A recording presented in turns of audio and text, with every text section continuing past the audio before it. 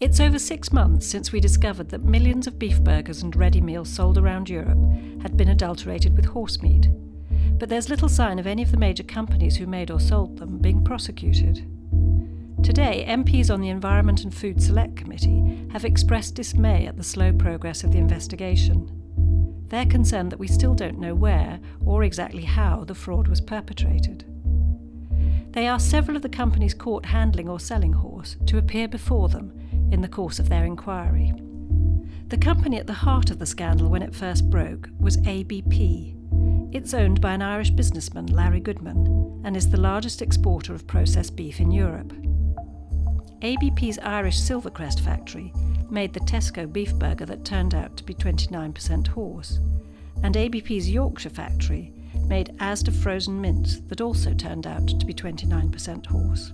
MPs quizzed its chief executive, Paul Finnerty. In a one-word answer, all of our traceability has shown that the substantial part of the contamination derives from Poland in terms of frozen products that entered our system that was contaminated with horse meat. Raw material that we were using that went into certain customer products was coming from suppliers who were not approved.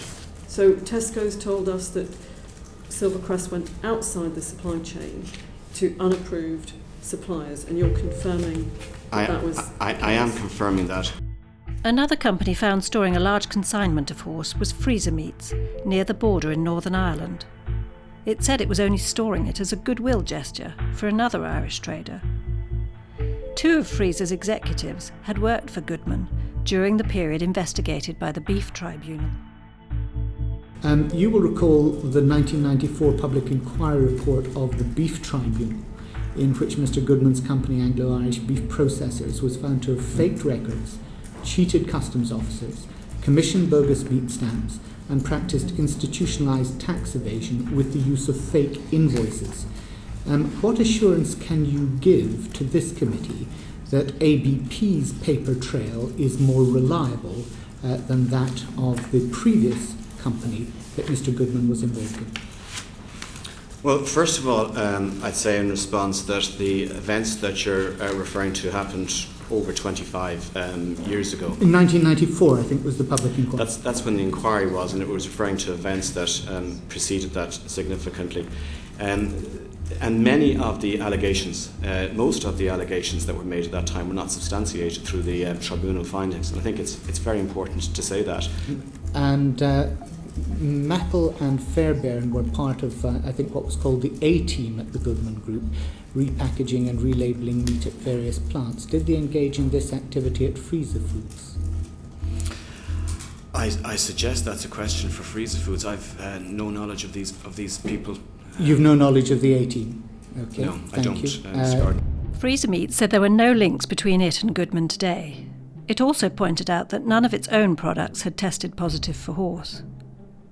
Jim Fairbairn, one of its executives until recently, agreed to give evidence to the MPs. He explained how horse might get mixed with beef if someone was trying to increase the visual lean protein or VL content of cheap meat. How would one do it?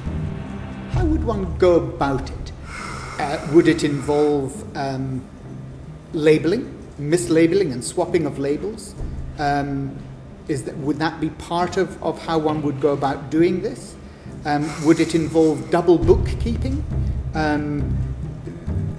What are the tools of the trade that somebody might use to do this? I've never worked on the butchery floor. No, but you know the industry. Yeah, you know the industry. I would say it's quite obvious from the results, really, that you will not get a full box of equine. What you will get maybe is half a box of bovine and half a box of equine. Well, yours was 80%, wasn't it? Yeah. Because the effect of that, you could have a very low VL amount of bovine and a very high, horse meat, especially horses now that are very thin, and that's why they've been slaughtered, because people can't feed them, and their fat content would be minimal, and they would actually up the average VL in that box. ABP has acknowledged that it was supplied via a UK trader with meat from a factory that is also part of investigations in Holland. Konina I wołowinę?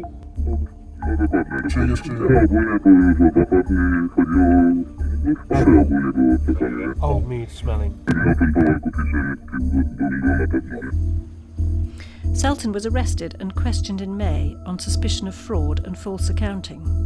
He has denied the allegations. ABP has sold its Silvercrest factory. It has said it never knowingly bought horsemeat. We asked ABP's Paul Finnerty what he thought of the allegations made in the Select Committee.